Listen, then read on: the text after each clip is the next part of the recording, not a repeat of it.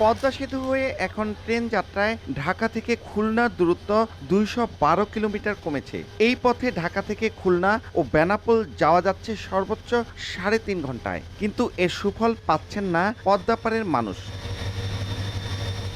মাওয়া, শ্রীনগর, নিমতলী, পদ্মা ও শিবচর স্টেশনে ট্রেন থামছে না, তাই খুলনা বা বেনাপোলের ট্রেনে চড়তে যেতে হচ্ছে কমলাপুর স্টেশনে। রাজধানীর উপর চাপ বাড়ছে, এতে উৎপাদিত কৃষিপণ্য বাজারজাত সহ ব্যবসা বাণিজ্যে স্টেশনগুলো ঘিরে নতুন নগরায়ণ সম্ভাবনার হাতছানিও ব্যাহত হচ্ছে। সরকার যে এত কোটি কোটি টাকা যে ব্যয় করে একটা রেল স্টেশন বানাইছে, এটা কেন ব্যবহার হইতেছে না?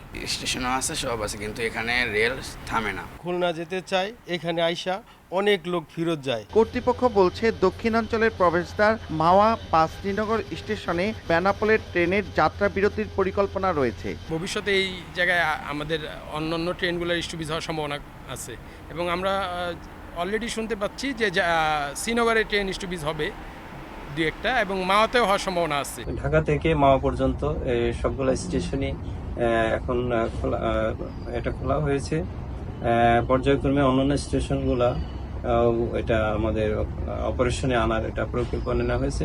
আমাদের জনবলের সংকটের কারণে আমরা সমস্ত স্টেশনগুলা এখনো চালু করতে পারিনি এবং কোচ প্রাপ্তির সাপেক্ষে এই রুটে আরো অধিক সংখ্যক ট্রেন পরিচালনা করা হবে। পদ্মা সেতু দিয়ে 6 জোড়া ট্রেন চলাচল করে। শুধুমাত্র লোকাল ট্রেন নকশিকাতা ছাড়াও মধুমতি কোনো কোনো স্টেশনে থামছে। 2023 সালের 1 নভেম্বর থেকে পদ্মা সেতু দিয়ে ট্রেন চলাচল শুরু হয়েছে, কিন্তু এই দীর্ঘ সময়েও এই নতুন রেল নেটওয়ার্কের অনেক রেল স্টেশনই এরকম অলস পড়ে আছে।